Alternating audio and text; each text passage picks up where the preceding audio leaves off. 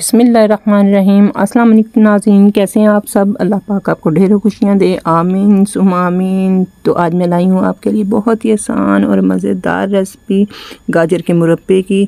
इसको बनाना बहुत ही आसान है। जैसा कि आप सबको मालूम है कि जो गाजर का मुरब्बा होता है उसमें बहुत ज़्यादा फ़ायदा होती है। गाजर का मुरब्बा जो है दिमाग को तेज़ करता है और पढ़ाई करने वाले बच्चों के लिए, जो आजकल बच्चे इतने मसरूफ़ रहते हैं, तो उनके लिए तो ये बहुत ही फ़ायदेमंद है। इस गाजर के मुरब्बे को हम बना के तकरीबन 6 महीने के लिए स्टोर कर सकते हैं। यहाँ पे मैंने 4 किलो गाजरें ली थी और उनको मैंने छील लिया था। छीलने के बाद मैं उसको एक फोक की मदद से इसके अंदर सुराख कर लूँगी ताकि जो हमारा शीरा वगैरह है वो अच्छे तरीके से इसके अंदर जज़ब हो जाए और अच्छे तरीके से ये गल जाए।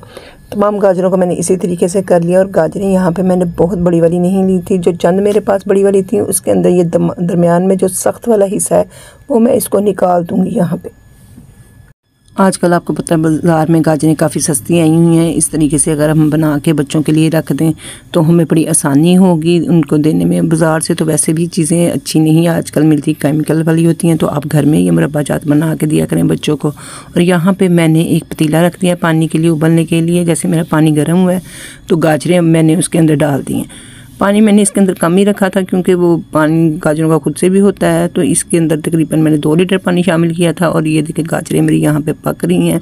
गाजरों को यहाँ पे हम थोड़ी देर के लिए पकाएंगे, तकरीबन 10 मिनट के लिए, क्योंकि इसके अंदर जो मैंने है गाजरें बहुत छोटी नहीं की हुई हैं, बड़ी वाली हैं। तो तकरीबन 10 मिनट तक मैं इनको पका लूँगी जब तक ये 50% गल नहीं जाती। ये देखिए इनका कलर भी आपको थोड़ा चेंज लग रहा होगा क्योंकि इनको पकते हुए 10 मिनट हो चुकी हैं। अब मैं यहाँ पे इसको एक गाजर को निकाल के यहाँ पे चेक कर लूँगी।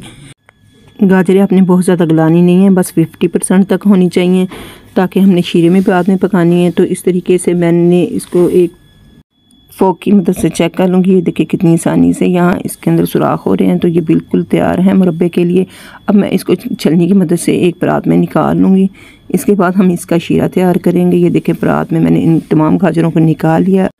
फिर से मैंने वही पतीला ले लिया और उसको धो लिया। धोने के बाद यहाँ पे जो मैं शीरा बनाने के लिए पानी इस्तेमाल करूँगी, मैं गाजर का ही इस्तेमाल कर रही हूँ। जिसमें मैंने पानी को उबाला था वो वाला पानी इस्तेमाल कर रही हूँ ताकि हमारी जो गाजरों की फ़ादियत है वो इसके अंदर ही रहे। और यहाँ पे मैंने चीनी ली है तकरीबन 1.5 किलो, क्योंकि यहाँ पे मेरे पास 4 किलो गाजरें थी तो 1.5 किलो मैंने चीनी ली है। और यहाँ पर मैंने इलायचियाँ शामिल कर दी हैं। ये 5 से 6 है, ये आपने लाजमी डालनी है। इससे हमारा जो मुरब्बा है बहुत ही खुशबूदार और मज़ेदार बनेगा। यहाँ पे अब मैं चीनी को इसको अच्छे तरीके से यहाँ पे हम घोल लेंगे। 1 से 2 मिनट लगेंगे क्योंकि पानी तो हमारा पहले ही गर्म है। और बहुत अच्छे तरीके से यहाँ पे चीनी जब मिक्स हो जाएगी, मेल्ट हो जाएगी, तो उसके बाद हम गाजरें शामिल करेंगे क्योंकि मैंने पानी बहुत ज़्यादा नहीं रखा हुआ। इसी के अंदर अब हम गाजरों को पकाएँगे ताकि अच्छे तरीके से हमारी गाजरें भी गल जाएँ और हमारा शीरा भी अच्छे तरीके से तैयार हो जाए। क्योंकि गाजरों को शीरे में पकते हुए इसको भी 15 से 20 मिनट चाहिए होंगे ताकि अच्छे तरीके से यहाँ पे गाजरों को गला लेना है आपने।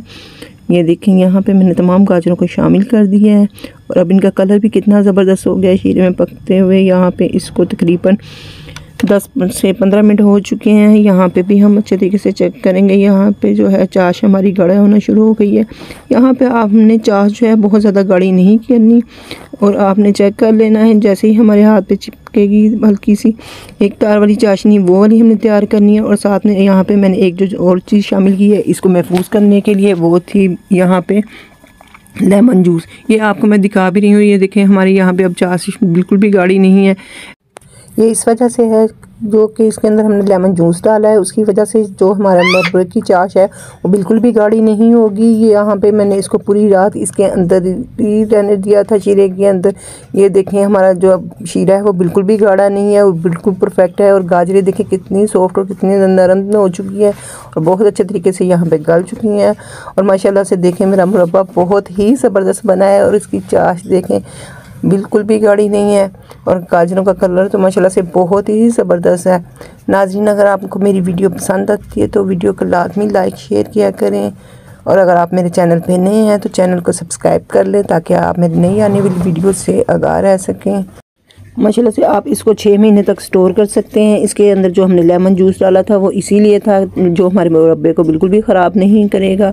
आप इसको किसी भी जार में डाल के, प्लास्टिक या शीशे के जार में डाल के महफूज कर सकते हैं। और ये देखें मैंने आपको तोड़ के भी दिखाया है, माशाल्लाह से कितना ही ज़बरदस्त है। और ये देखें मैंने एक जार के अंदर इसको डाल दिया है और मेरा शीरा जो है बिल्कुल उसके अंदर डूबी हुई है गाजरें।